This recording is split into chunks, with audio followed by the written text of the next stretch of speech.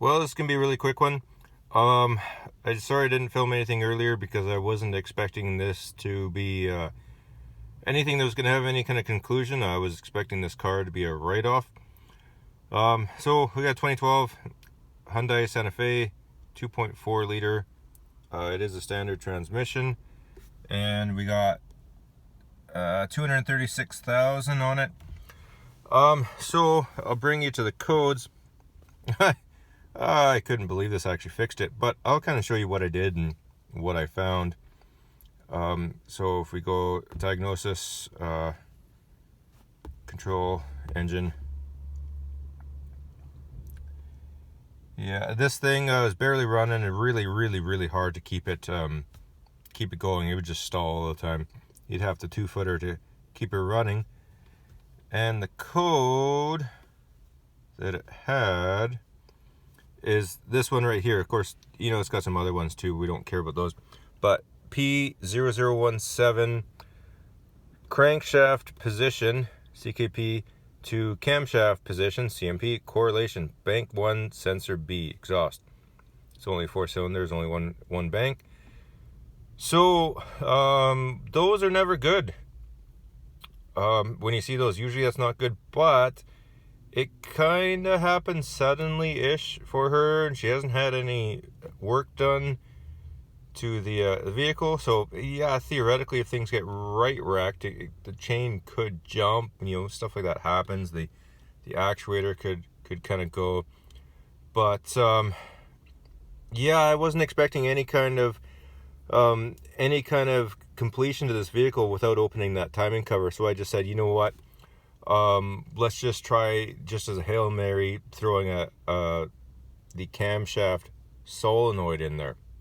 Sometimes they gunk up around the lands with the little screens. They don't really take that much material to get on those screens to restrict the flow enough to cause an issue. Same thing too, you know, I don't know if you've seen power steering fluid reservoirs. They got those little screens in there. You can look at them, you might see just a little bit of material here and there, and you'd be like, it could still flow good, but they cause restrictions. So that actually was the issue here. So what I did, and here's the reason why I didn't think it was gonna fix anything. So I went to live data.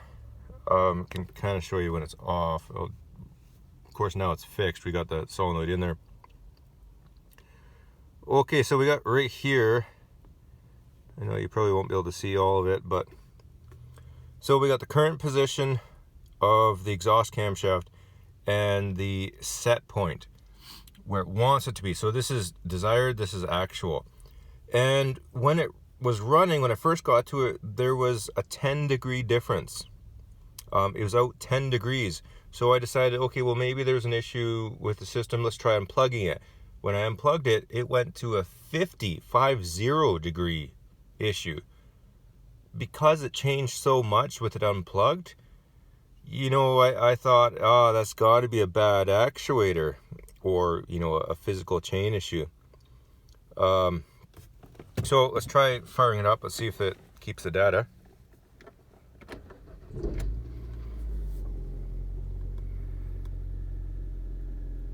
And we can now see it is matching. And here's run and make sure we're neutral.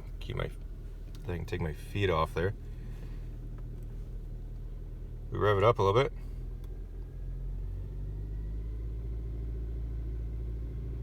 And yeah, it's holding. So with these variable valve timing systems, if you change the RPMs rapidly, for a brief moment in time, there will be a difference. The actuator will have to kind of keep up to things. You can get a little bit of chain slap, stuff like that. So it's normal to see, as you're changing the RPMs a lot, it's normal to see a bit of a difference, but they should settle out. So if you rev up the engine and you kind of hold it somewhere, you know, we see that they're holding pretty steady.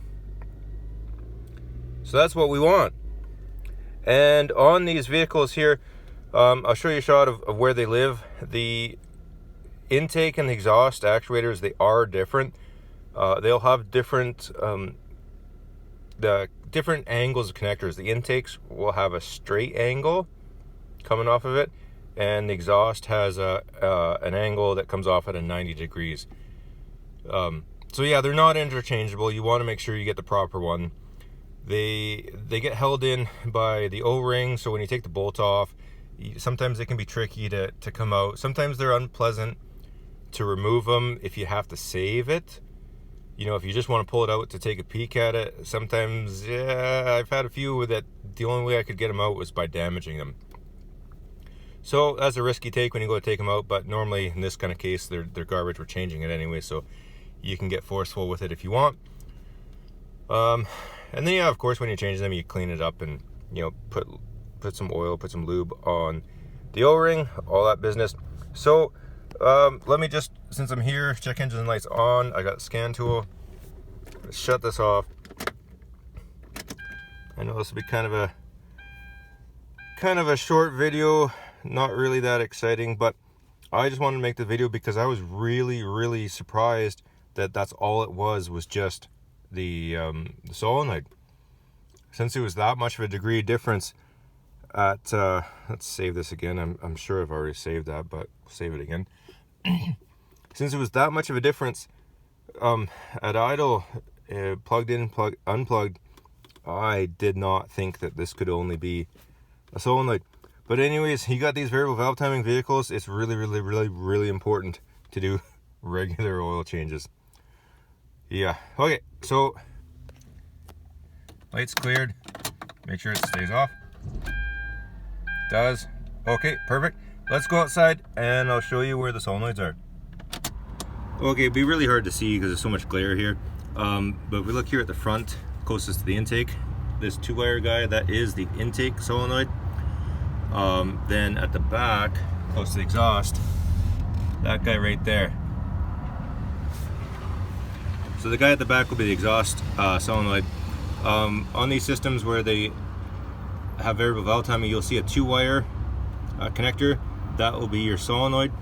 And then over here, I don't know if you will see it, down there, there's a 3-wire, that will be your sensor. And the ones closest to the intake will be intake. The ones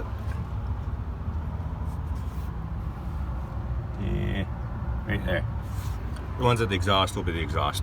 So let me show you what we pulled out. Okay, if we look here, we can compare what a good one should be versus a bad one.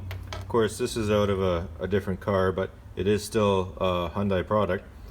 The screen should be nice and clear with very little debris. This is what they should look like. This one, these bad ones, when you don't do oil changes, see that middle land?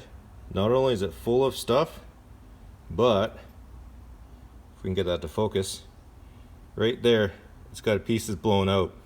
So that piece could it'll be floating around the system. That could plug up a passageway on the actuator. That could do bad things.